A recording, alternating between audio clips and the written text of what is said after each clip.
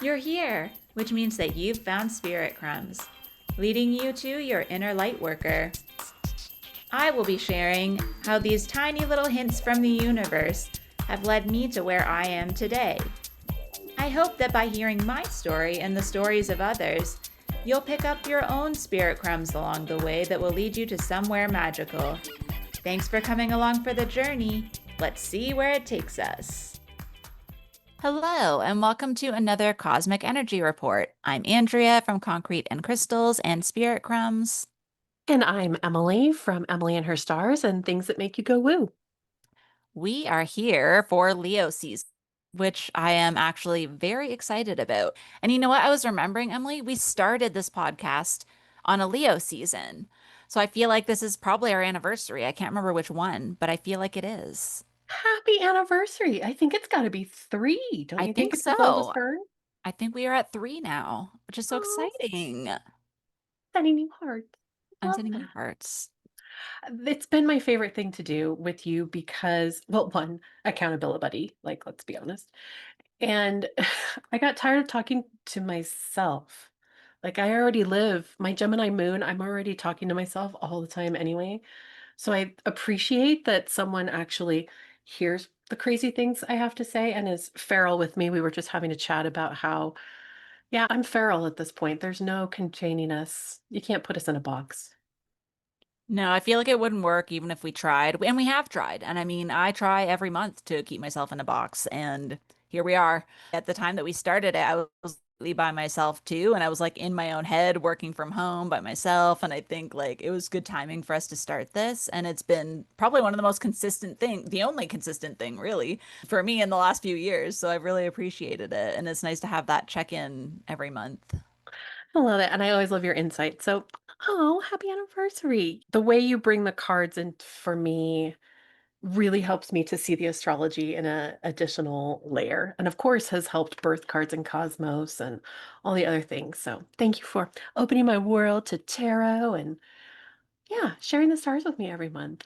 I love it. I love it too. And I appreciate being able to have your insights for the astrology because I think you always find ways to like pick the exact right words for me to like get the energy. It always matches so well. So I feel like this was a match made in heaven, as corny Well, as that Leo is. season, it's interesting how many things I personally have launched in Leo season. I even launched my podcast originally in Leo season. Feels like such a super creative time. And there's like this extra push behind anything you launch, anything you make. I think it comes to sometimes with the full moon in Leo during Aquarius season, but there's something about like Leo sun, Leo new moon that just feels, I don't know, it feels juicy to me. It feels more exciting. So yeah, I love this time of year. I'm super not a fan of the hot weather. I live too far south. My northern blood would much prefer to be like Canada or higher. So my little desert Southwest girl gets a little warm, but I think it's a beautiful time of year. I've been walking the dogs every morning and just noticing how the plants are really reaching like their peak fullness right now. You know, we're not that far away. I hate to say it from things starting to change. I've noticed, the berries and just some of the grass is going to seed and the leaves are just so full and so dark green that really is that peak energy. And we talk sometimes about the dog days of summer, and it has a lot to do with the star Sirius and how it used to mark sort of this pinnacle, the heat, the hottest days of the summer. So it's a moment for us to, I think, enjoy, like much like we do in the middle of winter when there's nothing else you can do and you have to just enjoy the season. That's also what happens this time in the summer. And you may find yourself, it's too hot to go outside, or we've had a little bit of this Cancer withdrawnness where you want to stay inside. And it's just a moment to get excited about what do you even want to do? Do you want to, be in the garden? Do you want to be with the vegetables? Do you want to start a new book while there's a thunderstorm? All those fun things that light you back up. Leo represents, of course, like we said, the sun is its ruler. And the way I like to think about it is that you are your own universe. Each of us And that gravitational pull, that sun that lights us up, is our own gravitational pull. And so wherever Leo is in your chart, it can be this moment of realigning yourself, finding a new balance, finding the gravitational pull in yourself. And I think it's a beautiful time of year to fall back in love with those parts of yourself. I love that description as like the gravitational pull. And I think like for me, because I always think of Leo season as like inner child and romance and creativity. And it's like that's what pulls me into things. Like that's what is like the I guess, driving force for me for a lot of things. And I don't realize it all the time, but it is this time of year that I kind of like have that realization. Like I didn't even realize it as I was just talking to Emily, saying, like, I just feel like I need to just make a bunch of prints right now. And like, I just went and spent time in like some art galleries and stuff. And I just feel like that's coming back in. And I feel like next week is when I'm going to be doing a lot of that kind of work. And I think I just feel that energy of like coming back out of the shell again, you know? And it's really what it is. It's like coming out of the shell back into the sun after taking a little shade break and being like, all right, I'm ready to be in the sun again. I'm ready to be seen. And I think it is like interesting that that happens so often this time of year, even without trying to. It's just, it sort of naturally happens.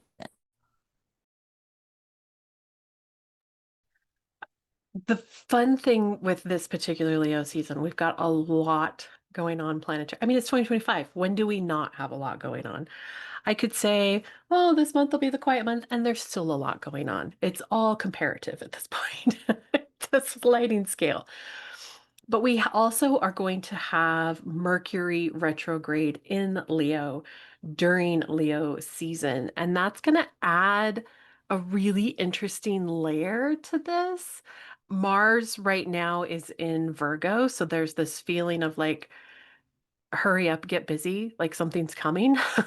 We all feel that energy of like, I need to tie things up. Like Andrea was saying, I need to tie up those loose ends. I need to finalize and edit and get things really organized. So there's almost this internal argument of like, I just want to play, but I have to do the things I need to do.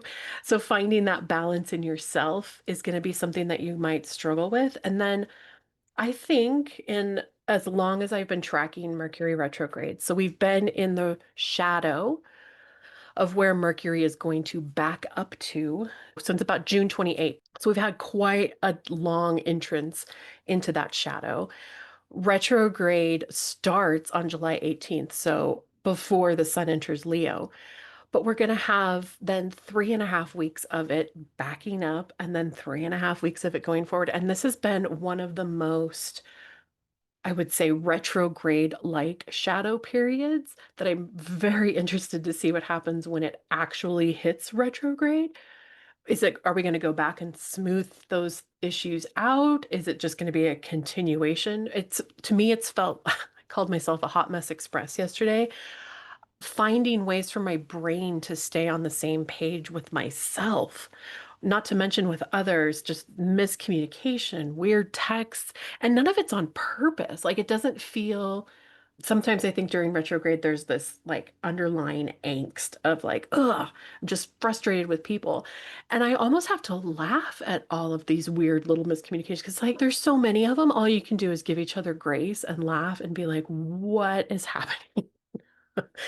And find ways to lean into the things that calm your nervous system because it is still going to be some of that energy. We had that big Saturn Neptune near conjunction on the 14th, on the 13th and 14th. And I mean, those two planets, Saturn and Neptune, move so slowly that it's not like it was 2 days and done.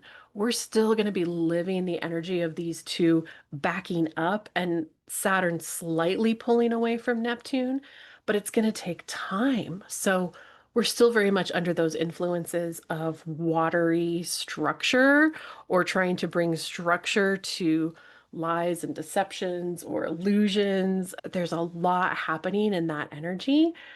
And then we're going to have Uranus and Mars and Pluto all coming into play for pretty much the entire Leo season. So it's going to be a very interesting Leo season. Yeah, it's just going to be one to watch, I think, one for the books.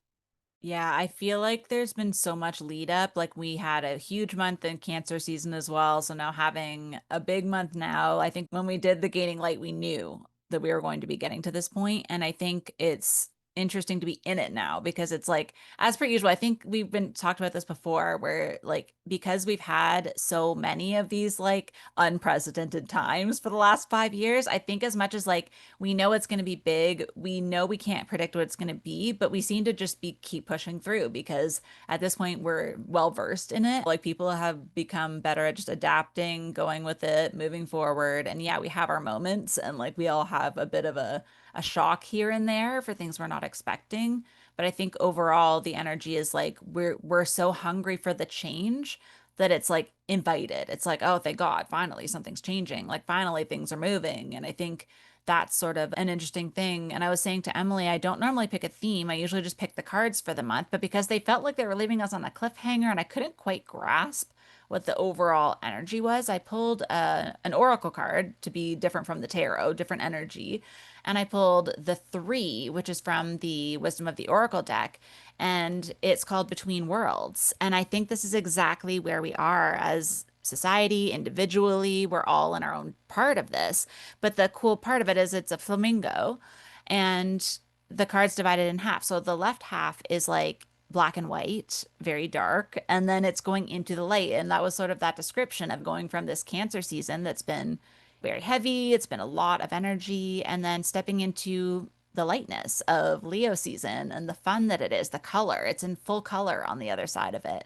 And then three is a creative energy. It's collaboration, it's creativity, it's the Empress. Like there's a lot of really positive energy around that. So, yes, we may be all at a different point in that, like between worlds. Like some people might be mostly in color now, some people might still be in the shadow. And I think the Mercury retrograde is going to help us figure out where we are and like individually. And I think collectively we're going to see it, whether we want to or not, it's going to happen. But I think individually it'll be a lot of that. Like, okay, am I ready to go from the internal to the external again? Am I ready to start sharing things? Am I excited about things again? Like, are there things I want to be celebrating right now? There's an interesting shift. And I think that's sort of what I needed to hear because I was like, okay, there's a lot of like interesting energies coming up and it felt good. I said to Emily, but that's for me usually when I put the cards back in the deck, also for myself.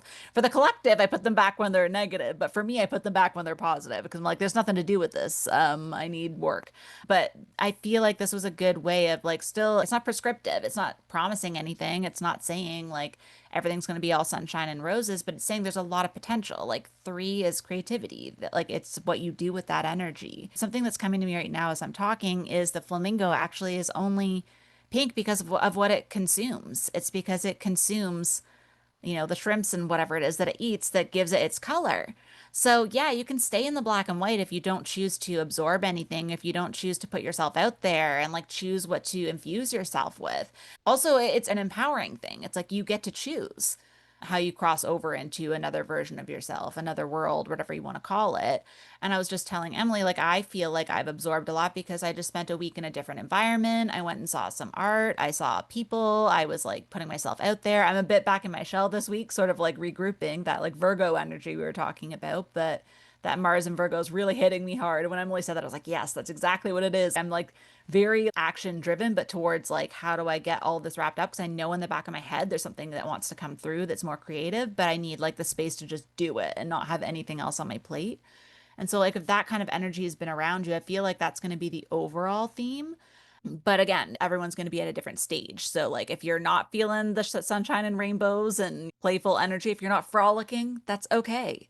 If you're still a bit in the shell, that's all right.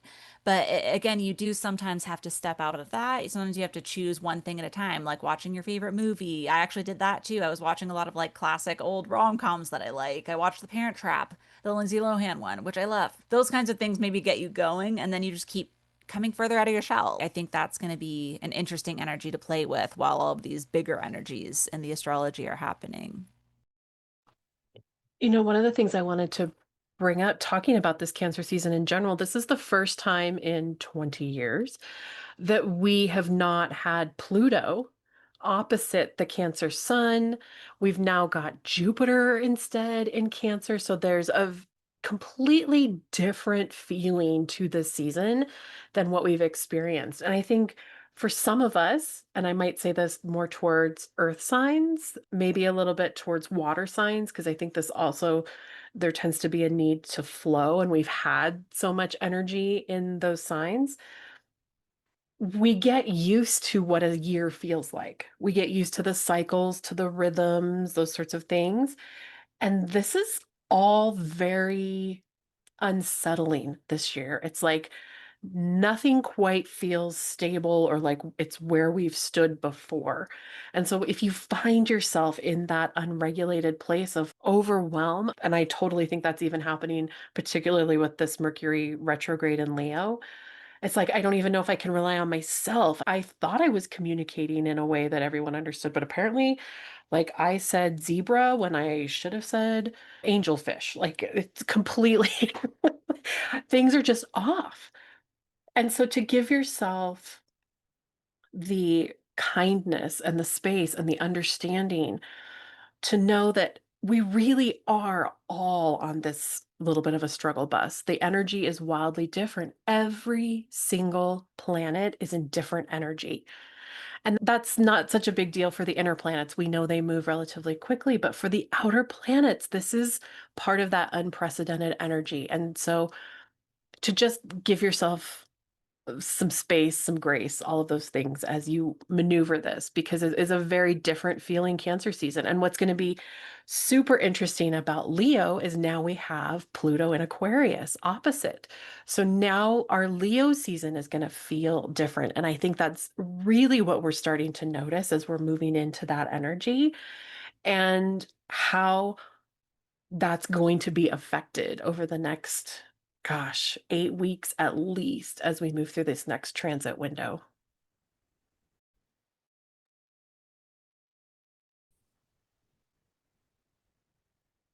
Okay, so I think I'm going to dive in now that we've kind of covered the general energy, the theme, if you will.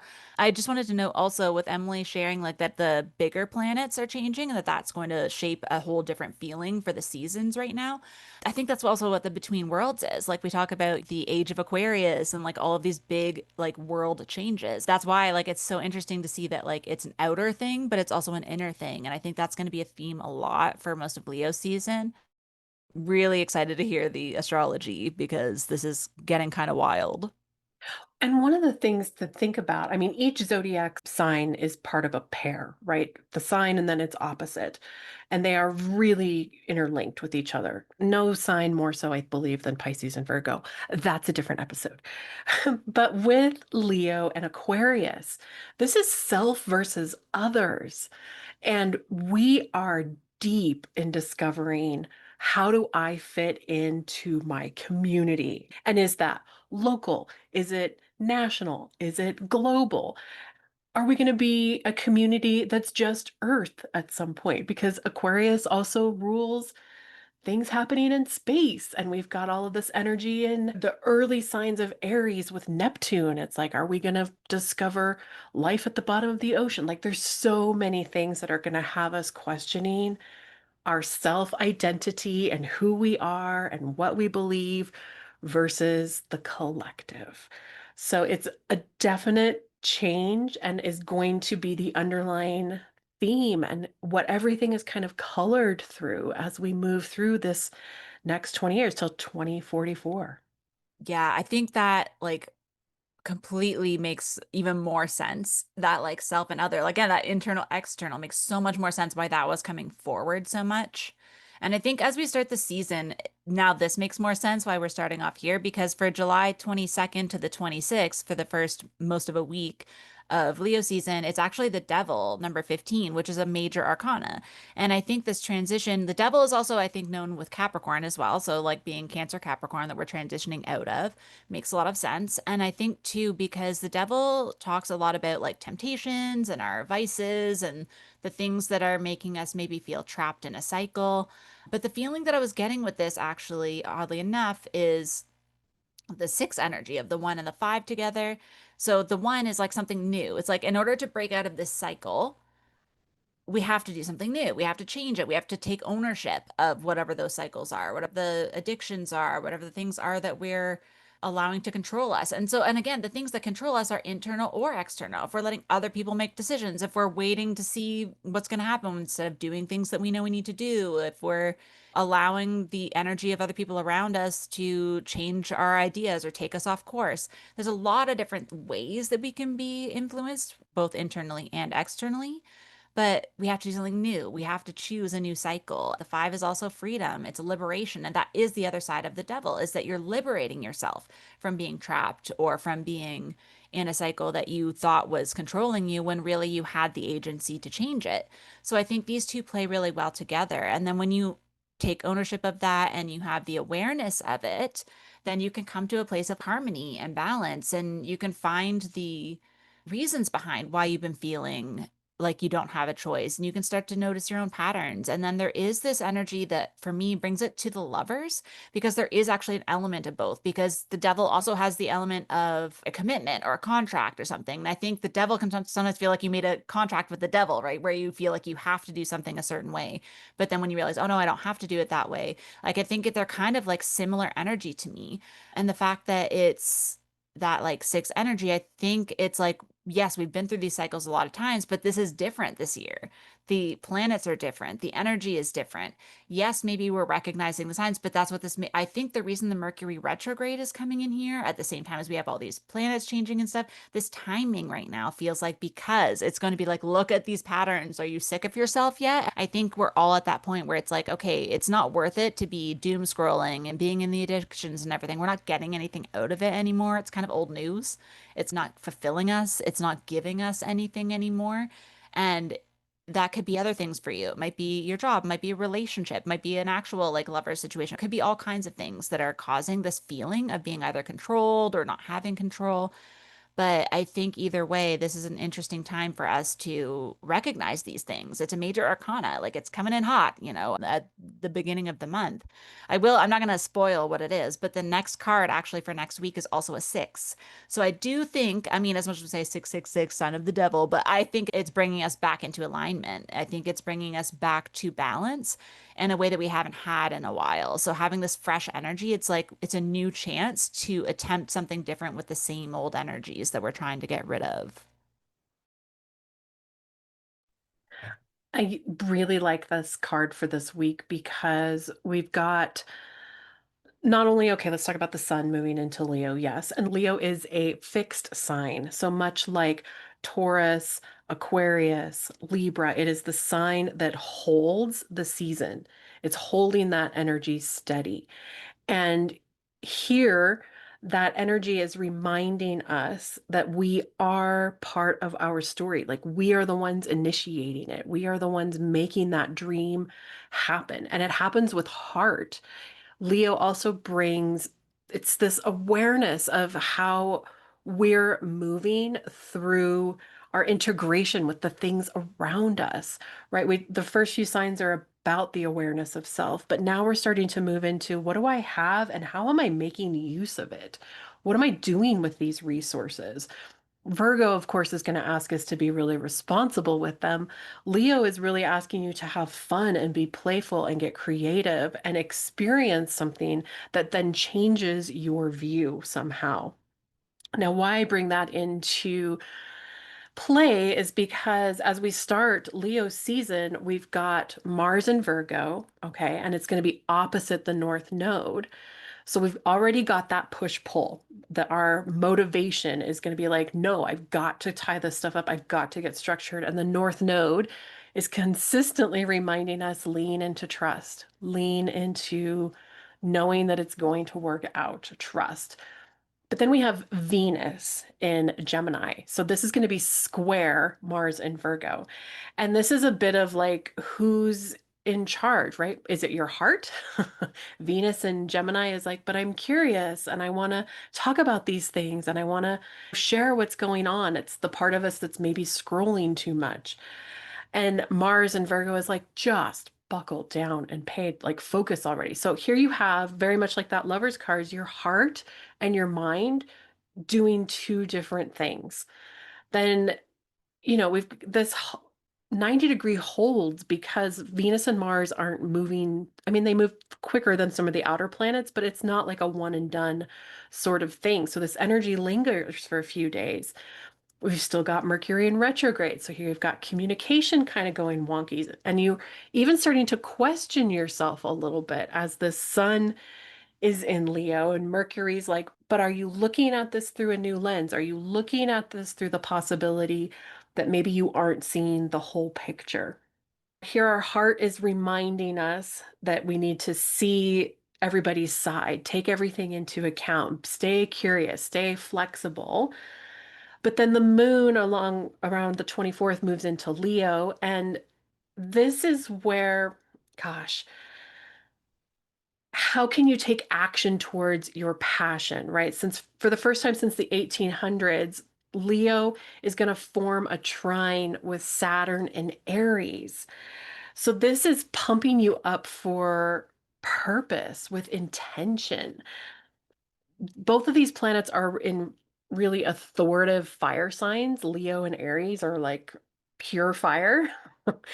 And so when you have this trine between the sun and Saturn, it's like, how are you getting responsibility? Right? There's an opportunity to dream big, but if you're scattering your focus everywhere, then you can't build that foundation. You've got to focus. And think of the devil card when they have like the handcuffs on, and it's like, oh, I can't, I'm stuck. They literally could take them off at any moment. So this is what are your real limitations, right? The other side of this is Leo sun is also forming a trine to Neptune, because remember, Neptune and Saturn are still practically together. So it's literally asking you to declare your dreams. It's saying, yes, you're going to need structure, and yes, you're going to have to look at it in a different way. But if you don't speak it into existence, and this was a big theme for Cards and Cosmos this month, like if you don't speak it into existence, your words have power, then like you can't just flounder on the what if. You have to take some action towards this. And the universe is always going to step in and say, yes, but where? Which direction? What are we doing? Um, there's a lot of kind of power plays and things going on this week because you've also now got the sun opposite Pluto. And so these two, like they did when they were in Cancer and Capricorn, it's like who's in charge? Well, again, we have that, but it's like, am I in charge of my destiny or am I part of the collective destiny? And how do I find autonomy and peace and comfort and stability while also staying engaged and being concerned and making sure I'm informed? It's hard to find that balance. So this is going to be something that's going to completely continue. And remind yourself that you can't give access to everyone. Like, not everybody gets to come into that inner sanctuary. You have to recognize where to leave yourself boundaried or where you've been maybe too guarded. And do you need to let some of that down and bring in more of that intuition and trust that the North Node is asking? So it's a little bit of an all over a few days here. The moon by the 26th, the moon is going to move into Virgo. And so you might have a little bit more of that negative self-talk because Mars is also going to be there activating that, like, get down to business. But allow yourself to stay in sort of that, what are the possibilities energy just a little longer. This is all shaping up to be like, I feel like I had a good feeling already. I didn't write any notes this time, but I had a feeling there was a strong energy with this month. And it's interesting because from July 27th to August 2nd, I pulled the Six of Cups.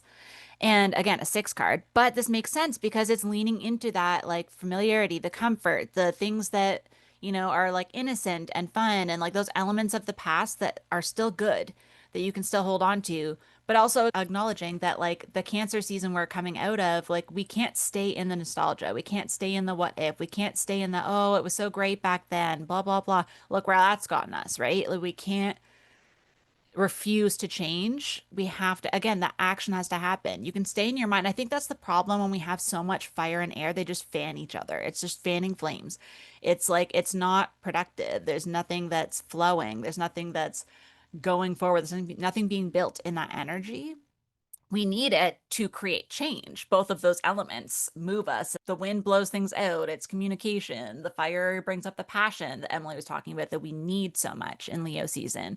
But then this Six of Cups has this great energy of like, it's a cups card. So there's emotion there that also drives us. And it also brings us back to ourselves. And I think because we're so much of us is water, for some reason that's coming forward right now.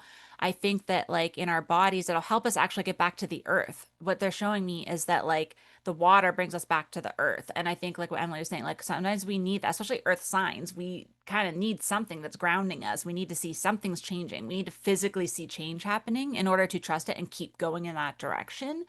And I think that like declaration, that like assurance from the universe will come when you at least you don't have to know the whole picture. I don't think we're supposed to know the whole picture. That's the whole point, right? But I think we do need to at least know something that's going to make us happy, one thing that we're working towards, or we won't be able, we'll be floating still. And I think a lot of us have been feeling that. And I think it doesn't have to be a big thing either. It just is one thing, even if it's one thing that you know you can accomplish, and maybe that'll help that Mars and Virgo feel good that you're getting something done, you know? But I think like what Emily was saying about the North Node also, like that's actually an energy that came up for me in the cards and Cosmos was all of my cards were positive. I wanted to put them back so badly because I was like, this makes no sense. This does not track. There's no evidence of this. This is insane. But also, my North Node is in Pisces. This is the exact lesson that I am learning right now. It's just why I've been saying this whole last 2 years that I am a guinea pig for the universe. All of these huge energies, like Pluto changing signs, it was in my sign. And now Jupiter in Cancer, that's my moon sign. And now, like, the North Node is even my North Node. But I think now I have been in the space of the in between for an extended period of time, that between worlds, to the point where that's actually becoming more comfortable, which I wouldn't have thought was even possible. Even a year ago, 6 months ago, even, I was like hoping that it would just happen, all the change would happen at once. I took one big leap and was like, okay, where's the rest of it? Like that's usually how it works for me. But now having this whole extended period of time of not having it, it's showing me that this Six of Cups, like what the opportunity I have had is to see like in Cancer season. It's a lot of nostalgia. It's like family, home. Like what are the things that I want to feel grounded into? If I'm before I create a new home, don't I kind of need to know what I want that to look like? I don't want to recreate what I already had. Again, we sometimes look at past experiences and we're like, why don't I just do that again? But it's like you did it already. Maybe there are elements of it you want to keep and bring with you, but you can't bring it all to something new and then expect to feel reinvigorated and excited. You can't feel passion about something that's done, something that's already burnt out. And I think that's sort of what this week is for. It's between a couple of big energies. So I think it's that opportunity where there's still a lot happening, but a lot of this is more like reflective. What do I want to see? What has worked in the past? We're still in the retrograde energy, I'm pretty sure. And it's like, okay, like what's in your mind that's replaying? What are the things you're daydreaming about? Again, we brought this up before with the Six of Cups, where it's like, what are you daydreaming about? What memories are really comforting you at this time? And then how do you like bring that forward and make that one of the more guiding forces as opposed to a background energy that you just revisit? How does that become the thing that lights up your passions? And I think, like Emily said, like that's the perfect thing for Leo season is how do we have passion and take action towards it? I think it's a positive thing to be fixed in an energy that's all about romance and creativity and inner child energy. So having this inner child energy that comes with the Six of Cups, it's like the perfect match to actually figure out what it is you want to do and then actually do something to satisfy that like Mars and Virgo that's like, let's get some stuff done, let's do something to accomplish. We can't just float around forever. But I think this is setting us up, like again, with the devil having that six energy to me, and now this being a six energy here, it's like these first 2 weeks are just finding balance in your body, letting this water energy, the emotions bring you back to your body, back to the earth, so that when you start moving forward next week and the energy picks up, you at least know where you're going and you're not just going to be swept away in a current. Perfect card for this week. It's a lot of space and reflection. This is the week between the new moon and the full moon. So the moon is growing. We're building towards that Aquarius full moon that will be next week. And we've just got a lot of reflection time. The first part of the week, we've got the moon in Virgo. It's there for a few days and it moves into Libra. Things are quiet. We really don't have anything major until like the 29th, 30th. The 30th, Venus is going to move out of Gemini and it's going to hit Cancer. And this is immediately where you're feeling those sentimental waters, right? Because now we talk about Leo being so heart-centered, but it's ruled by the sun. Venus is also the heart planet. It's like, what do we value? What do we desire? What do we need for things to feel good, to feel smoothed over? And here it is, it's moving into Cancer, where it's going to be for another 3 weeks. So we've been 3 weeks of overthinking every move, all of those things. And now it's like, how can you surrender and let your emotions take the wheel? It also brings in that warm fuzziness of like, you want to slow down, you want more comfort, you want more nurturing. You may pull inward, you might decide not to go to parties, like you're going to feel overwhelmed in some ways. But that's also going to help you kind of weather what you've experienced, maybe what's coming. I always say take these dips as an opportunity because it's not going to last. But we also have Chiron slipping into its annual retrograde. So it's going to back up in Aries, like it's been there for a while, but it's going to be in retrograde until January of 2026. And we're getting close to the end of Chiron being in Aries. This is 2018 to 2027. So this is all about, during this window when it's retrograding, learning lessons in self-empowerment and a constructive use of anger. This is just a really nice time through the fall to kind of go inward and see. And we've had certainly enough things to be passionate and fiery and angry about. And now you've got Mercury retrograde and Leo with the Leo sun and your heart's in Cancer. It's just like, oh my gosh, if you feel the waves crashing this week, it's like lava hitting the ocean in some ways. So just try to lean into what brings you that level of balance and clarity. And then on the 31st, Mercury's going retrograde and it's going to bump into the sun. Usually this is called a cazimi, but because it's in retrograde, it's going to do it again in a few weeks. So this is just that moment where we're letting go of ego. What kind of pride is on full display? What power struggles are happening? It doesn't help that the moon dives into Scorpio midday. So there's like threats to authority and what's not really being said. It's just a lot kind of building here towards the end of the week. And like you were saying, lean into the things, the blessings that you have, lean into the decisions that have come along, really recognizing that you're where you are because you're meant to be. And it's okay that it isn't the destination, that you are still on the journey. And 2025 isn't necessarily the year that puts you far enough down the path that you're like, phew, I made it. I'm good. It's much more about crossing paths across a little. The spirit is giving me the image of like the wild animal paths, and you're like, is this a trail? Or is this just like where the deer go all the time? And am I gonna find where I need to go? I'm releasing trust that the animals that were here before knew where to go, and I'm just gonna follow that path. So, really taking time for reflection this week, I think, will be big.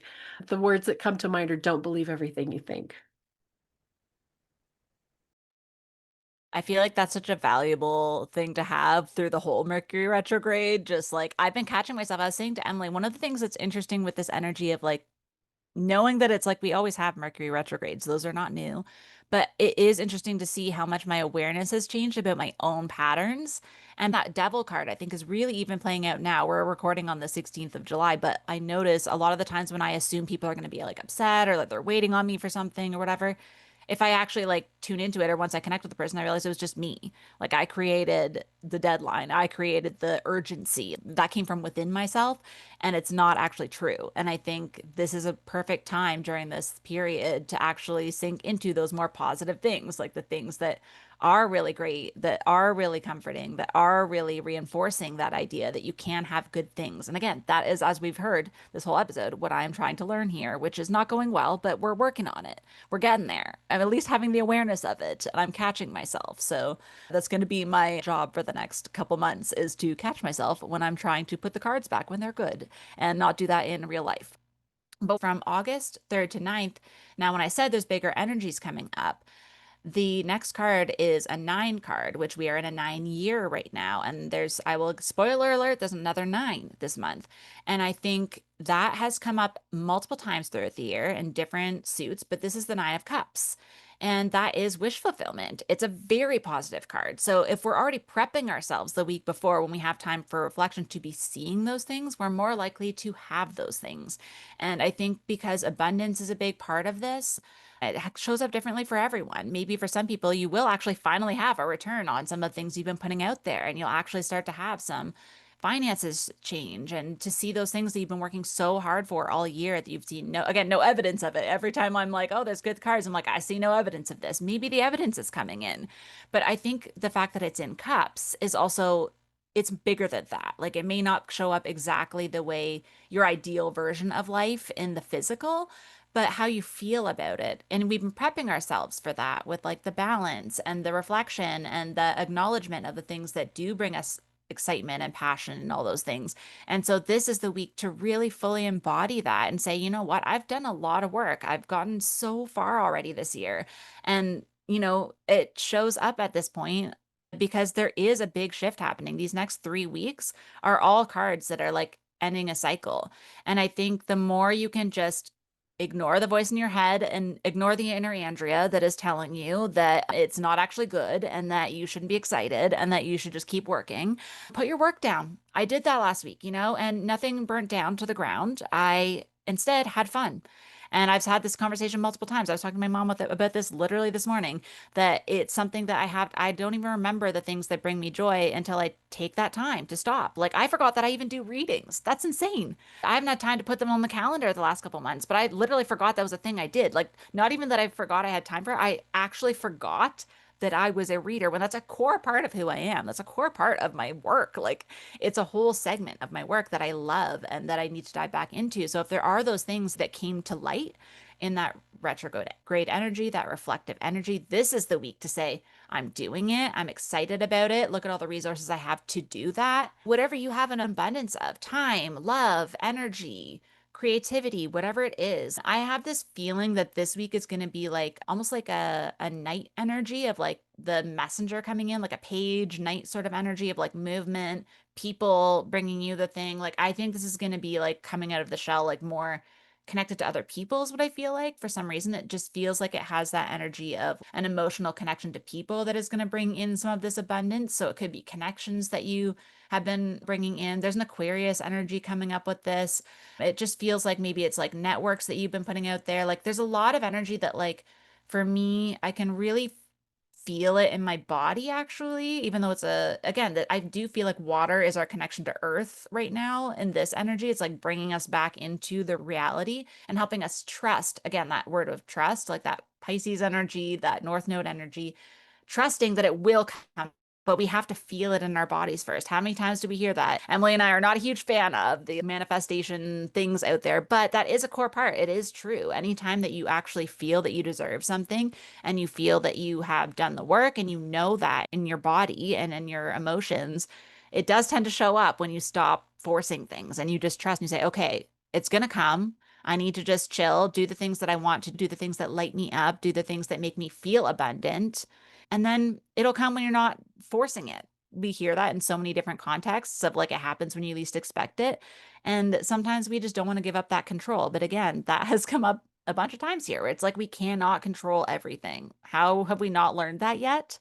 If the last 5 years have taught us nothing, it is that we can't control it, whether it's good or bad. I think in the past we've been so leaning into the other idea that control is because bad things will happen, but we're also limiting ourselves in the good things. If we're trying to control it, either way, it's not a great thing. It also takes away good things as well. Oh, I love that. That Pluto and Capricorn to me was exactly that, learning what to control, what not to control. And now that we've moved out of that energy, it's like, yeah, what do we do with the systems? What do we do with the control that we may or may not have now? It's interesting because we do have at the beginning of the week, right? We've got Venus in sensitive Cancer, and it's going to run square. So here it's the only planet really in water to Neptune and Saturn that are like back swimming in those early degrees of Aries. So, where, like you were saying, Venus wants to feel good, all the signals are getting crossed because you're feeling like, oh, everything's fine, but what's really being said? Like Neptune is watering everything down. You can't really make headway. Saturn's trying to bring structure to, it's like putting your hands in the ocean and being like, I caught it. You can't really contain the whole ocean. You just have to hope that what you have works. That's really a theme for this whole week. And then it stays relatively quiet. We just have the moon sort of surfing through Scorpio, surfing through Sagittarius, into Capricorn.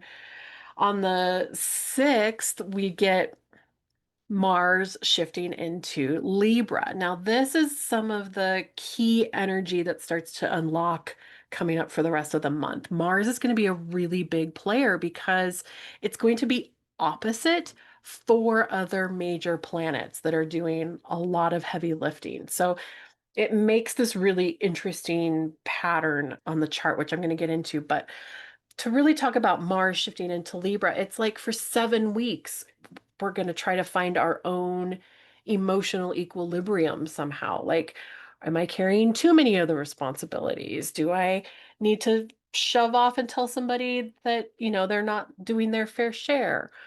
On the other hand, am I romanticizing that, oh, they're so wonderful because they do everything and I'm not seeing the whole picture, and now I've gotten myself locked into this crappy situation because I don't want to mess with any arguments. I don't want to disagree with anybody. It's easier to not hurt anyone's feelings and just keep going. So you've got that type of energy pulling on all of this other planetary muck that's totally kicks off with the Aquarius full moon. So on the 7th, the moon moves into Aquarius, and this is ahead of that full moon, but that's already going to activate some of those energies. And we've got 5 planets between 1 and 2 degrees. So at 0, like 1 degree or 2 degree of each zodiac sign in 4 signs, all aspecting each other. So I'm going to try and break this down because there's so much happening, but we've got anytime planets are in those early degrees of a sign, they really represent the starting point. It's like the birth point for that zodiac sign. And so here we have 4 zodiac signs that are being like initiated. There's this moment of like start. Okay. Mars, like I said before, is that key player because it's going to be opposite Saturn and Neptune. Mars is in Libra, peace, harmony, fairness, balance, justice, relationships, smoothing things over. Saturn wants nothing. It's just in Aries, like, let's burn through boundaries, burn the bridge. I don't care. Let's go. And Neptune is like, but I don't want to start, but okay, I have to, but I don't want to, but I have to. It's like being drugged by its feet, but they're both heading back into Pisces. Okay, so you've got these opposite energies. Now, I want you to add in 2 more angles, and these are sextiles, which are about 60 degrees apart and generally are considered harmonious or giving opportunities. But here's the players. It's Pluto on one side and Uranus on the other. So we literally have a grand trine in air.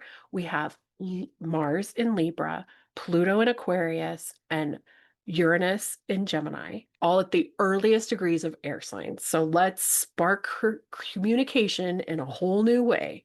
What are we going to talk about in terms of relationships, thought, communication, communities, all those things? And then you have Saturn and Neptune in the middle, kind of saying, it's been interesting as I've been watching things play out with the Epstein files, and not to get political, but like we all know there's lies, right? We can all agree to that. But they're trying to spin the lies like, oh, you guys don't know. You just don't know the whole truth. Like, here's something to gloss over it. Don't pay attention. The boundaries are murky and it's fuzzy. That's Saturn and Neptune energy. Like, I couldn't describe it better. Like, there's a thing we all know, but let's not really give it the truth. So, what's going to win? As these two planets are together making this murky soup, then we've got all of this energy saying we have to do what's better for the collective. We have to change our minds. We have to look at these things in a new way. And this energy is going to play out literally for most of the month because none of these guys are moving very fast. And even if they, like Mars is the quickest moving, and Saturn and Neptune are still backing up, so it's still staying engaged in that as everything moves. So this, it makes like a giant kite as you look at the zodiac wheel with Mars on the right-hand side, and then you've got this big triangle or arrow of things forming on the other side. And what happens is Mars is over there all by itself, just holding on to justice.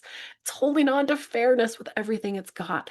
And all of these heavy hitters are like, oh, what are we breaking down? How are we changing opinions? And it's likely that it's going to be an overwhelming amount of opinions, like big feelings, big opinions, full moon madness.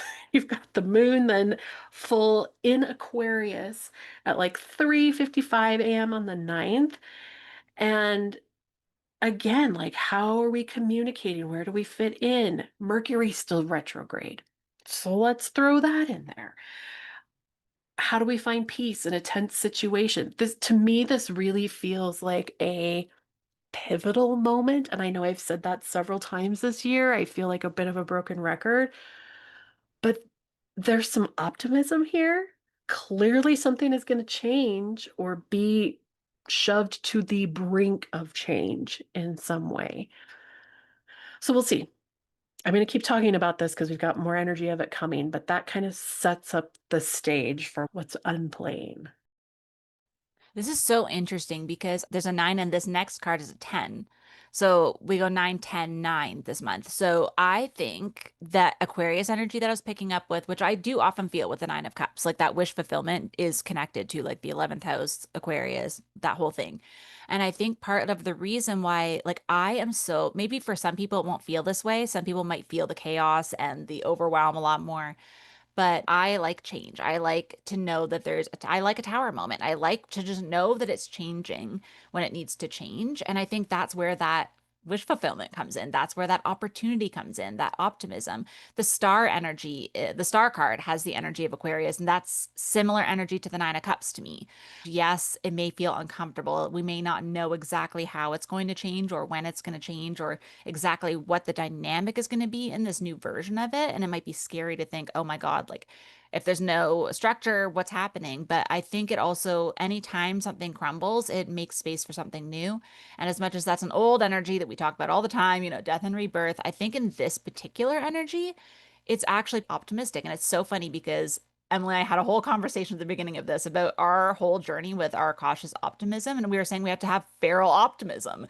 And I think that's kind of what we all have to have. We have to believe that if we're going to be fighting for something, that it is going to change. We're not going to fight for it to stay the same. Nobody's going to put that much energy into something that they don't truly believe can change. Why would you put your energy into something that you know is going to fail? You wouldn't, right? And even for your own personal things, that's where that passion really in this Leo season is going to come up so fiery. There's so much of that fire energy, even from the other signs. So there's that Aries energy Emily was talking about. And I think regardless of how it's going to show up for each person in their own way and how we're going to be also navigating the collective energy because everyone feels that differently and is more or less invested, that Libra energy, like that justice energy, we all have our own relationship to that.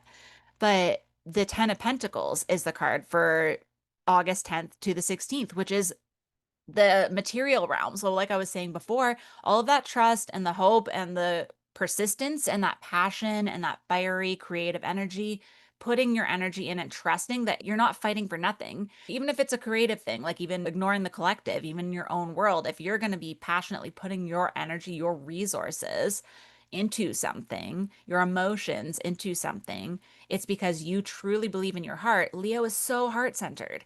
Like you're in your heart, you are trusting and you are really, really believing that that romantic, creative, inner child energy knows more than you do, knows more than that mind of yours that knows. That is like a compass pulling you, right? That magnetic energy that we were talking about before. And so the Ten of Pentacles is like it's community, it's people around you. You're not alone in that energy, but it is still something that you've accomplished. It's still something that you had the vision for, and now you're seeing evidence. And of course, we're going back to a nine. I already spoiled that. So it's like obviously we know this whole year is 9 and 1, 9 and 1, back and forth. That's the whole energy of a 9 year, is that there's no 0 year, there's no in between, there's no 10 year.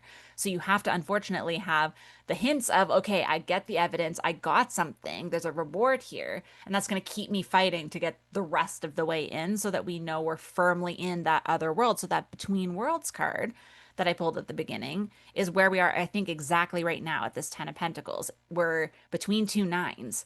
We're like, we know there's still more to do. We're still kind of in that before times, the black and white, okay, we can't go back to that. That's not reality anymore, but we're not fully in the color version. We're sort of in that transition. And it's okay because at least we know we've had the evidence. We need that. The universe has to give us some of what we want at some point, or we won't keep fighting. And so I think if you are really like at that point where you're like, I know something's close. A lot of us have been saying that. I know something's close. This will be actual things, whether it's like you're going to get paid for something, people are going to sign up for the thing that you put out there. Again, that idea that we talked about at the beginning. It's a great time to launch things, to put things out there. It might take a bit of time with this retrograde energy, but it will pick up. And this might be where you start to see the actual literal money coming in, or the resources you need, or the products that you order that you need for your store, whatever it is. I think this is where the material reality, the earth energy comes in that we needed and says, okay, yes, there's still more work to do. We all know this. Collectively, we agree. We are not 100% where we need to be, but we have done a lot of work. And it is actually really impressive that you've hung on and you've stayed the course, even with no evidence till this point. That trust, you're getting rewarded for it. And then it's like, okay, we'll deal with the rest later. But this week, for this time, from the 10th to the 16th, really lean in. Again, same way we said with the Nine of Cups, lean into the abundance and that feeling because it is actually helping you move forward. It's giving you that fuel, that fire to like keep fighting. Otherwise, we would never do anything. If there was no reward, there was no excitement, there was no fire behind us, we would never get anything done. We need all the elements. And so, yes, the air is always going to be kind of like moving us in our minds to places that aren't necessarily in the present moment. But this is something that helps ground us again and remind us that, yes, we're not going backwards. We are for sure moving forwards. We are at the end. It's just, it's a little bit longer than we would like it to be. I really like that energy for this week because we're in those final couple of days of Mercury in retrograde, and it's still locked in a trine with Pluto and Mars. There's all that action still happening, and there's this lack of trust. So, like you said, it's like we have to go feral with our optimism and our hope, because we're all like, how's it going to work? Will it work? Is it worth figuring it out?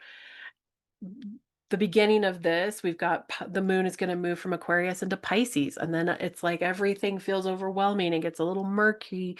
We're back in those emotions again and a little bit of disassociation. As much as we want to be tuned in and paying attention, it's overwhelming. The great news I think about this week and what's really going to help is that on the 11th, Mercury retrograde finally ends. So it's going to station direct. And I actually said, if it feels like a feral cat got a hold of your tongue, like it's time to make amends. So we've got from now, August 11th, all the way to September 2nd while it comes back. And what's interesting, Leo also represents leadership. So has leadership kind of disappeared somehow during this time frame? It's like things finally start to feel like they're going to progress. Particularly if you used, like we said, that Leo new moon to manifest something. It's like, I know I put it out there, universe. Like, can you give me a crumb that says I'm heading in the right direction? And this really, like Andrea said, it truly is sort of that pivotal moment when things start to move in that direction. On the 12th, and I kind of have to go day by day. I'd like to give you a full synopsis, but again, there's like so many things happening. Left field, right field, here we go. But Venus and Jupiter are going to meet up in Cancer. And what's exciting about that is they haven't been together in Cancer in about 12 years. So this is adding that beautiful, like heartfelt, centered, optimistic, emotional glow. The thing to keep in mind is that it's going to be opposite the moon, which is now in Aries. So there's also this push pull of a little bit of the image that Spirit gave me when I was writing this was Pepe Le Pew. Remember he's the skunk who always wants to be in love, and you want to hold your loved ones down and like adore them with so much affection, and they're like, oh my God, it's too much. It's too much. They're trying to get away. To me, that's exactly what Venus and Jupiter meeting up. It's like maybe it's so good that it's overwhelming. Maybe it's just being in someone else's company that lights you up. It's a moment where things are really going to look different in some way. Mars is hanging out in Libra and Mercury's in Leo. So we've got this interesting sextile between the two of them. And it feels like you might be arguing with yourself, your own thoughts, your own happiness. And we've still got Neptune and Saturn with Pluto and Uranus doing this like frustration dance between what's fact and what's fiction. So, where it may have been more external, that argument and how you were looking at things, it may go more internal. And I think what's interesting with the Ten of Pentacles energy, it's like you just keep going, you just keep making, you keep moving forward because there is something you're starting to see. Like, okay, I'm waking up from a dream. There's things happening here, but it's not over. And so we're also starting to face some exhaustion and some of those things happening too. Okay, so moon in Aries and it moves into Taurus, hangs out in Taurus. And really by the 16th, we've got that waning quarter moon in Taurus. And it's like maybe just take a nap, maybe wind down a little. At this point, we're losing some of the, right? It's waning. So we're losing the brightness. We're losing the impact and the energy. We're moving our way towards the new moon and allow yourself to take care of what's within your sphere of control and recognize what's outside of that sphere. I think that's the big underlying theme for this week. It's integration, reflection, and letting you be in charge of your emotions, not letting your emotions run away from you. That actually connects so well to this next card because I told you it was nine, spoiler alert. But it's our good friend, the Nine of Wands, that will not leave us alone and will refuse to leave us alone. But I think there's a reason why it's coming back. Again, these things happen in cycles. Each time we get to a card that we've had before, we're coming to it with a different experience. We've been on a different journey to get back to it, and it looks different, and we see new things, and we feel it in a different way. And the cool thing about this is the way Emily was describing that, like Venus and Jupiter meeting in Cancer, is like this brings us to that six energy again, right? Like that Cancer energy, that Six of Cups energy, where it's like, okay, like maybe it can be some good luck, some positive energy around like the home and the things that bring us comfort and the things that we know we need in order to create a new foundation. Those things that are foundational to us, whatever that is. For every person, home feels different for different reasons, right? And I think for that to come in at this point with the Nine of Wands, the reason we need that reinforcement is that the Nine of Wands is that final push before you drop what's unnecessary and move on. Because the 10 of Wands is like when you're overwhelmed and you're carrying it all and you got to kind of release everything. But it comes at a point where it's because you're ready for the next version of something. You are ready to create the new thing. You can let go of things. But before you can let go, you have to know that the other thing's there, right? It's like we're not going to burn a bridge before we have the next pathway. We've had a nine, we've had the 10 of Pentacles, we've had the hint. We know even when things come in, like if you get a new client, but like it's the start of a contract, right? Maybe when Mercury goes direct, you're going to have like a new opportunity, but it's not like You're not going to get all the money up front. We don't get your salary at the beginning of the year, right? It's still going to require work, but you know it's the thing. Like it's that energy where you're like, this is the right fit for me. This is the right relationship for me. This is the right job for me. This is the right home for me if you're moving. Because I think there's a good energy around moving with this because it's that energy of change, ending a cycle, recognizing when you need to move on. And again, it's a knowing. And so at this point, it's the other side of it. It's like, oh, I know this is the right fit for me. This is the right shell for me, the right crab shell, the right hermit shell, the right energy. But I think with the Nine of Wands coming at the end of the month, that's why I was like, I can't leave on a cliffhanger here. But it's that we need reassurance when we're at the Nine of Wands more than anything because like the same thing I was saying for the other cards this month, you have to know that you're fighting for something and that something is coming. So we're fresh off a week where we got some hints of what's coming and it helps us to move forward. It's like we know what we're moving to. We know it's worth it. That's the whole point of the Nine of Wands. Because if you give up and you drop all the stuff, you go to the Ten of Wands without pushing forward first and finding out what's on the other side or what you're almost at. It's like giving up right before you get there. There's just this energy of like, oh, you don't know what the page was going to bring you. You don't know what the night was going to bring you. You don't know what the messenger was almost, catching up to you with. And that Knight of Swords we've had very recently, we know that energy. We know that it's the universe giving you a fast track. This whole year is this exact energy because we have a lot of fire, a lot of Aries energy, but also, if you think about it, our Nine of Wands is like you have to keep pushing till you know what it is. But in a 9 year, we never get the 10. The 10 is an illusion. The 10 of Wands is just dropping what you don't need while you're still going. You're not stopping, taking a nap, and then, waiting 6 years. Like you're like, okay, on my way to the Knight of Swords, see where the motorcycle is. If we remember the last things, we know there's a motorcycle up ahead. We can see it now because we pushed through. We walked around the bend and we saw it.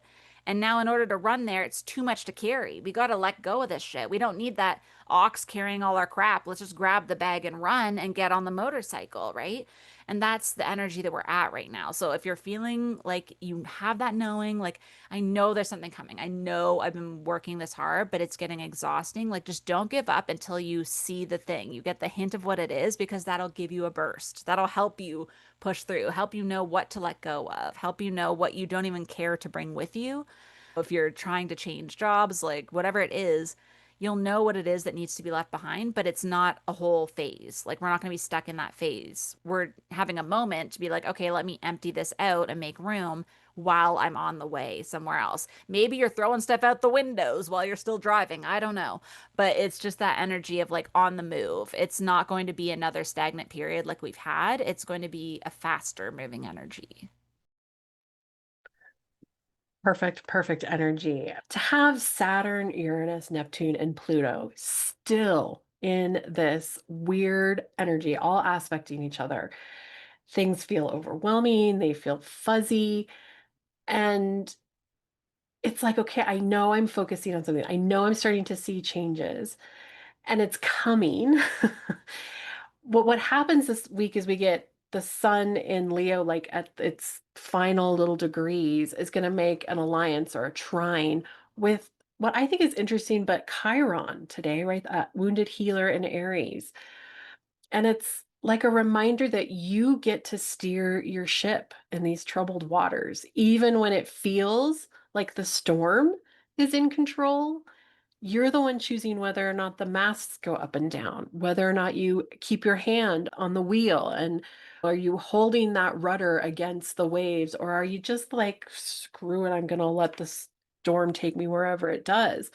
There's this moment I feel this week of like holding out in that hurricane force wind on the boat, like I see land. I am not giving up. You are not going to win.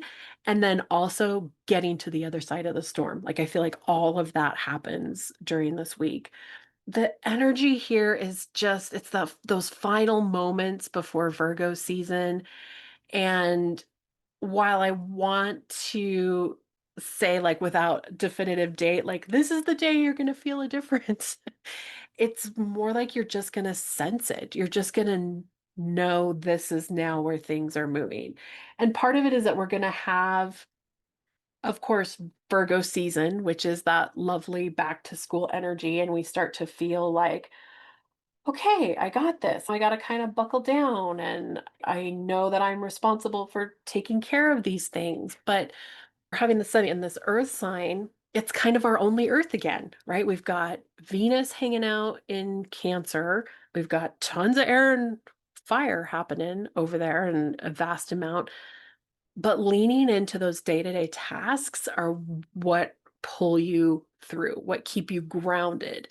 And there's just this feeling of like tiny triumph starting.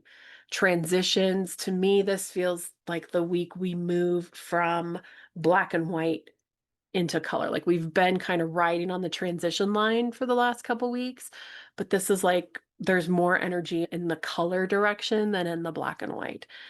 I don't even know if moving into Virgo season, like I said, like there's a definitive day where it feels like the tides have changed, but I think Leo season in general is just a very potent, pivotal moment. The other thing to keep in mind, we've had this near miss between Saturn and Neptune here at the beginning of July. They're going to redo it for reals this time in February. So we're like 6 months off of that energy. So there's also these energetic like portals and ties to these 6 month windows of what we've experienced. We also have had Mercury retrograde in Leo, but that's what Mars just did last year. And Mars only goes retrograde every couple of years. So to have them backtracking over those same degrees in Leo, it's like, are you believing in yourself? How do you want to move forward? What are the things you can let go of? How can you lean into seeing the bigger picture? It feels like a death to kings in some way. Like, how are we looking at that energy in a new way? And I think there's just a pivotal shift and moment. And I love that it's back to that nine because it's like we caught the glimpse of the 10, we caught the glimpse of the completion. Things have moved, but it's not done. It's the final push. And we've talked several times about the Chinese zodiac, the snake this year, and that shedding of the skin. And I think there was a long time through May and June where we were blind, right? We talked about the snake shedding its skin over its eyes, and you have to just go blind and trust. And it's almost like we're opening our eyes with new cells, new light, new things are coming into focus. And we're like, oh, wow, I'm really seeing the whole picture in a new way. And I might still be vulnerable and I might still be nervous to go out in my new skin. But I also know that I'm getting stronger day by day. And there's going to be a moment when I'm going to be ready. And yeah, I think the snake has been such a powerful metaphor for this year. Um, just leaning into the experience of what that feels like and looks like. It's an interesting Leo season. It's a very non-traditional Leo season. I really love the idea of the snake. I love that you bring that back in because I think that totally does resonate with like how we have to kind of look at this as it being like a new version. Like we are shedding a skin. Again, that's now black and white, right? Like that's now going to be something that we have to leave behind. Now we're fully in color. We're out here and we may be uncomfortable and none of us really knows what it's going to feel like in this new skin, but we have to find out. We're going to find out at some point. So why not do it willingly, right?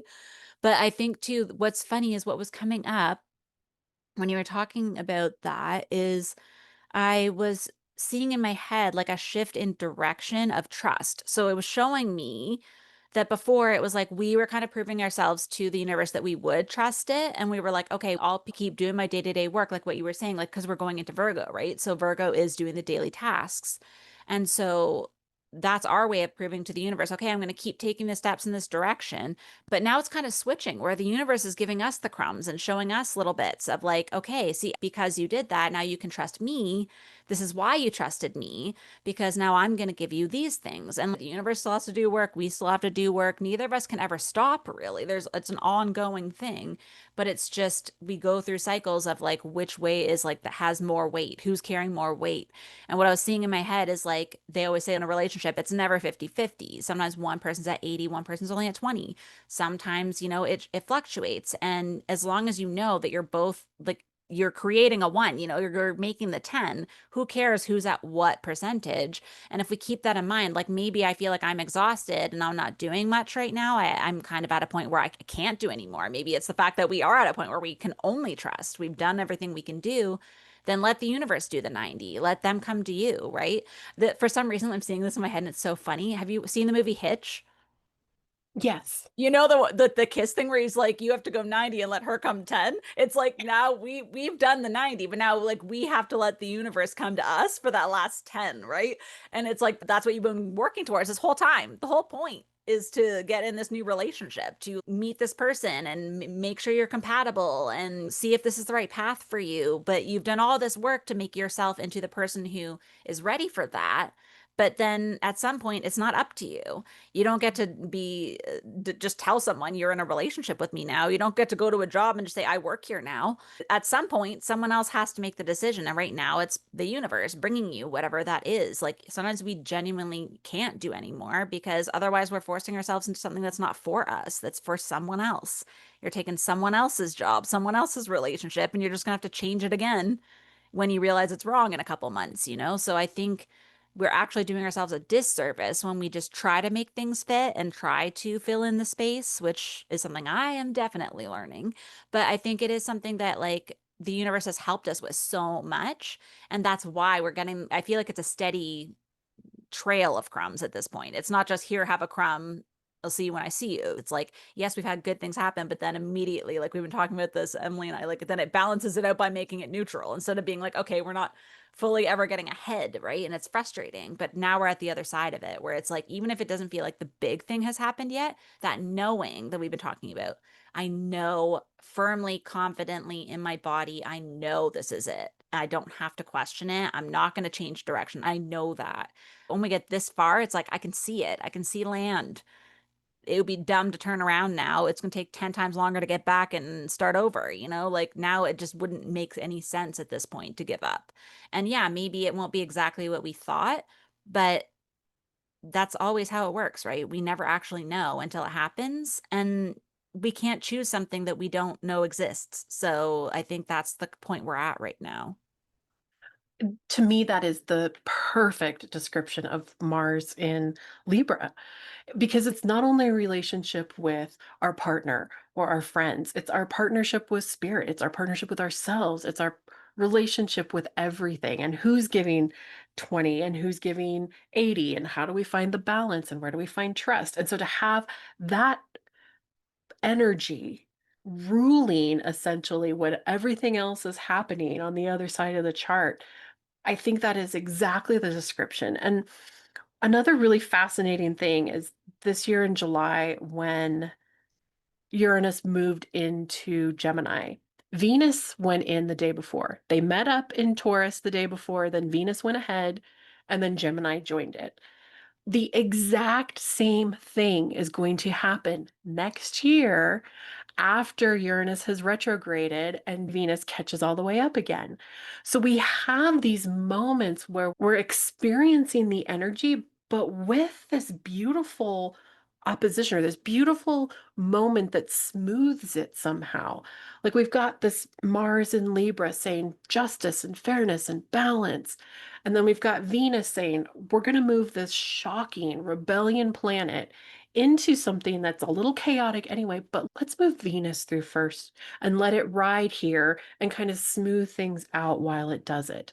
So there's all these little glimmers that really do feel like we were talking earlier about our rat of optimism, and he was pretty scrappy through the spring with like his scrap of pizza. And we're like, at this point, he's got rabies. That's all that's left. We are like rabid feral rats of hope.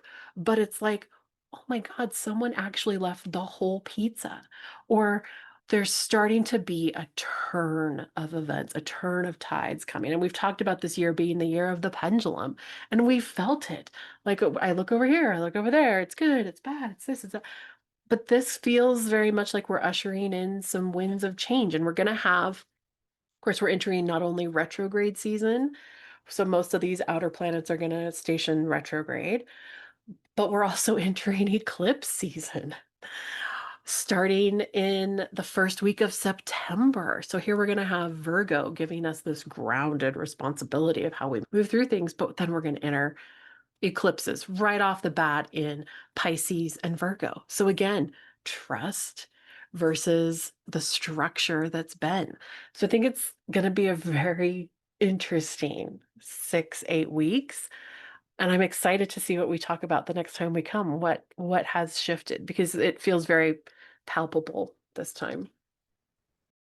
Yeah, it feels palpable. And I think it's like something's been sneaking up on us and we just like know it's behind us, but like we're afraid to look, right? And it's like we don't have to. We're like, whatever it is, at this point, I'll take it. I don't even need to know. It's just, I'll just assume it's fine. At this point, it could be a monster. I'm not sure, but at this point, it's got to be different than the energy is right now. But I think too, like that energy of like Aquarius, hopes, the star card has been haunting us for literally the entire time. It started, I'm pretty sure, in the first Cancer season that we started in. So interesting that it's still hanging on there. But it was that energy of hope. That's how all of this talk about hope happened, was when we had that come in to say, okay, yeah, we're going to need to hang on to this. But the synchronicities and the serendipity and that energy is like, we're on the other side of it. We're closer to that star now. We are seeing it brighter and it's harder to ignore. It's harder to be skeptical and say, oh, that's just a coincidence. We're getting further away from that and more into like, obviously at this point, I'm going to trust it. Like, I'm going to take it. I'm going to take whatever's coming my way. I'm not going to look a gift horse in the mouth at this point in the process, right? We're so close that we have no choice but to just believe it, be like, yeah, I have done the work, and yeah, why wouldn't it happen for me? And the thing is, where it's so easy for us to be excited for other people if we see other people have good things, and to believe that other people are having good things happen, and we're like, great for you. But when it comes to ourselves, we're so skeptical at this point. And yes, we've been traumatized several times at this point, and all of us have our own journey to get to this part of acceptance and hope. But I think the universe in general is pointing out all the places where we have done work. And that's where I think we're going to be getting the rewards and the crumbs and all the things coming in. So I do feel very differently at this point than I did even 6 months ago, even when we were looking at how this was going to shape up, even a couple months ago when we did the inviting shadow. And I was like, I don't know about this. It is actually, I feel different already. So I can only imagine if I feel this good now and it's only been a month. I have no choice but to trust that we are heading further into that energy and further away from all of the skepticism and the disappointment. I feel like that's the energy we've been battling a lot. Hope and disappointment feel like the spectrum we've been going between. But now we're just like, no time to be disappointed. Let's just keep moving and keep moving towards the hope. And let's not waste our time in that disappointment anymore. Mhm. Yeah, I'm super curious what's going to be brought to light, because it just feels to have so much supportive energy from Pluto and Uranus rubbing up against Neptune and Saturn. It's just like, yeah, you guys might not, like Saturn and Neptune might not know what they want, but Pluto and Uranus are like, we're going to make it happen. We're going to kind of force your hand in that change. And then to have this balance, this justice on the other side. I'm excited. When I was putting this together this week, I just kept thinking, gosh, what a moment. What a time to witness. This feels like one of those situations this month. There's a lot of eclipses and retrogrades and all the things we generally feel, but this is a potent astrological moment for sure. Yeah, I do feel like this is going to be one that we look back at and that we're going to be like, wow, like this was different from any other transition in life, like whatever transitions you're going to have, changes you're going to have. You've used the word pivotal a few times, and I think that's exactly what it is, right? It's like completely like on the other side and moving forward, because next year's a one. Here's all the new things, all of the brand new fresh energy. And I think the more we can keep that in mind. Emily said a few times 2025 and 2026 are linked. And that's why, because, like, again, there's no 10 year. So all of that energy of the 10 of the transition between one cycle and the next has to live within the 9 and the 1.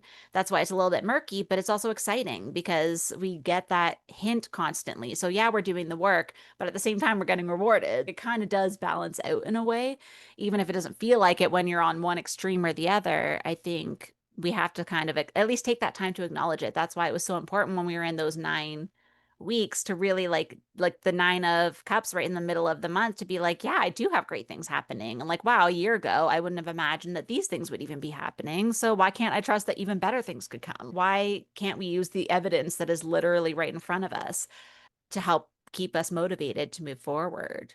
One of the things that I'm leaning into, it's kind of, I'm going to the Virgo side and then I'm going to more of like the trust side, but I'm going to be starting to put my newsletter out on the first of the month instead of going with the seasons because it just seems like everything is working out that way. I think in my day-to-day things, in my sixth house, if you will, I do need some structure. So I'm going to be putting my newsletter out on the first of the month going forward.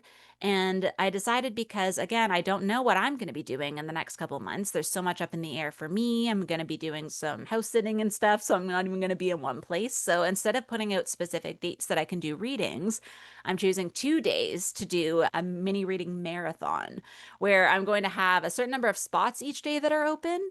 And then on those 2 days, I'm going to go through a whole bunch of mini readings. And then within a couple days after, I'll be sending out emails to everybody with your audio recording and a picture of a couple of the main cards. I go through a lot of cards in a reading. If anyone's ever had a reading with me, it's like a lot. So it'd be too much for me to do that. But I'll send you a couple of the key cards that stand out to me that like represent the reading as a whole. But I love the idea of doing them just really quickly. And I feel like it's a great way for you to tune in with all of this energy happening, also to make it bite-sized. Like maybe you don't want a full, big reading, but I think other people are going to want a longer experience too. And I think just knowing what you're drawn to, right? If you know you're like busy and you only have time to listen to a quick thing, do that. But on the other side of it, I want to talk about one of Emily's offerings because her Akashic fairy tales that she has going on right now, I did it already. And it is a longer process. It's something that gives you more something to dig into. But I think that can be so grounding right now. Like I had so many insights come in that I didn't even realize I needed to acknowledge.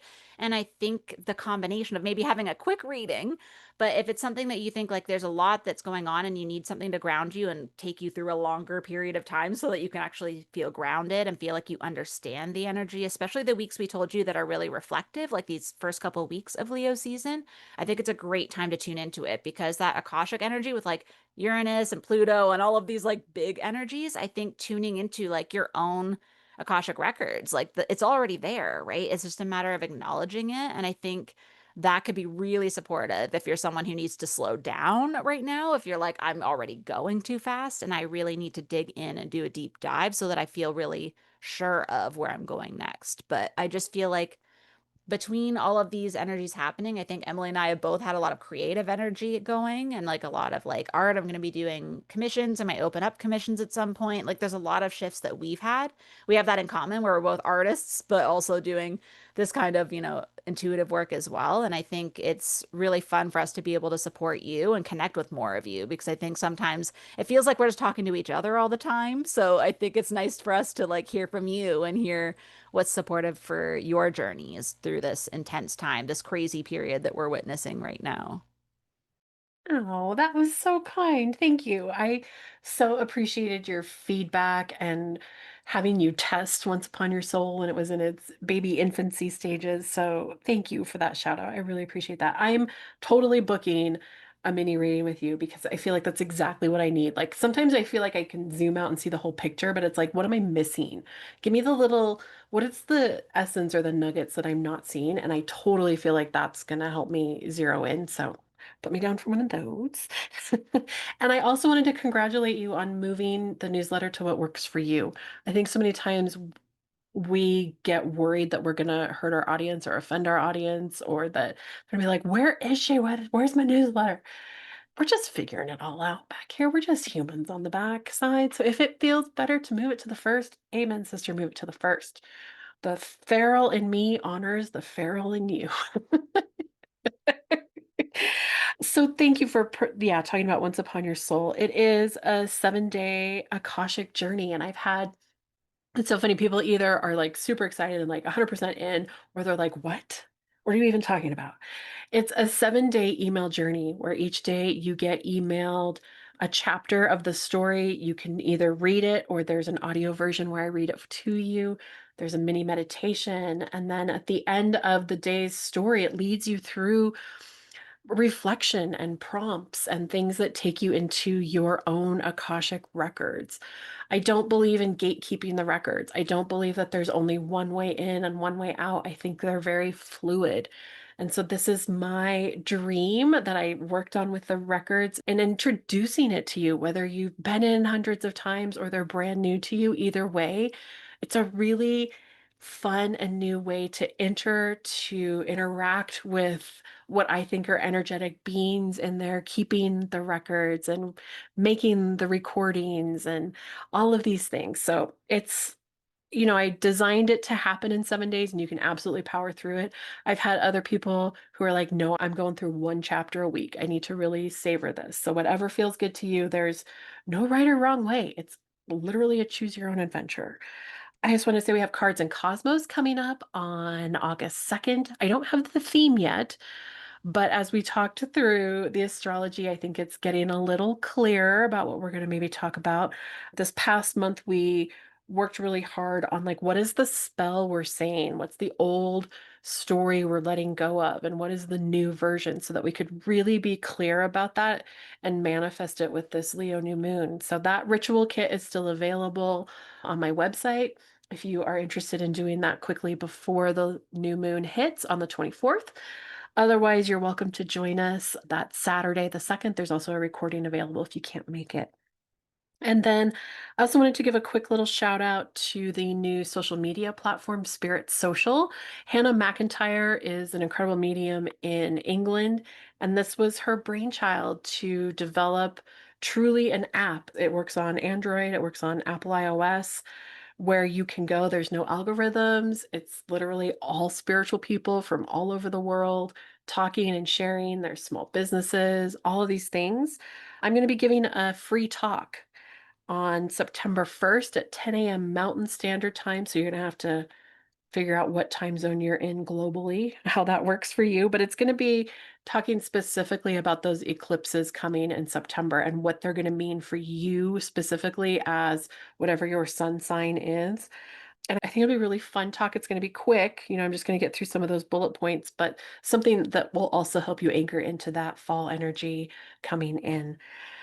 So aside from that, I've been painting and also leaning into my creative.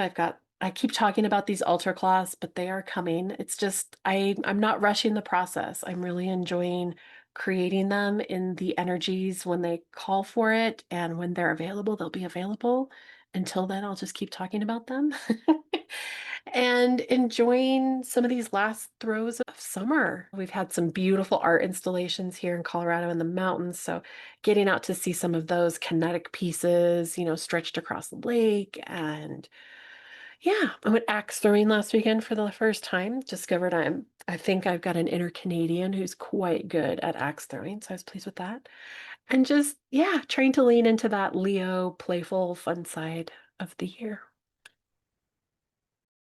I love that so much. You have so much exciting energy around you right now. Like I've been feeling the energy around Emily with the creativity. We keep talking about it. Where every time I tune into her energy, I'm like, yeah, there's Akashic energy, but also the altar cloths. Like I can just feel those two pieces of you, like the spiritual, the creative. Like they're kind of like starting to merge more, and it's really exciting. I think your aesthetic, if anybody's downloaded any of our PDFs or seen anything on Emily's website, like the way that she creates things, like the visual always matches the energy of it. And I just feel like, yeah, it's very exciting. I think both of us have been leaning into the absorbing piece that we were talking about earlier and putting ourselves out there to see what will inspire us, where we're going to go next. And I think for both of us, it's kind of a relief, like being so earth, like all the time, where we're always trying to like do. It is kind of nice to just be the one sitting and absorbing and being excited again. And I think that's what Leo season is all about. And we're ahead of schedule. We are ahead of schedule for once for being in the fun, which is so rare for two earth signs to be willingly having fun before it is forced upon us. So What? We I didn't, there was no memo sent out to everyone. We just got it. We just got it. Like so rare. So this is why we are able to lean into optimism more. We are willingly being excited and inspired without anybody forcing us or dragging us by our hair. So, you know what? I think that is an almanac on its own, the fact that we are doing that and that we're ahead of the Leo energy. So hopefully you are too.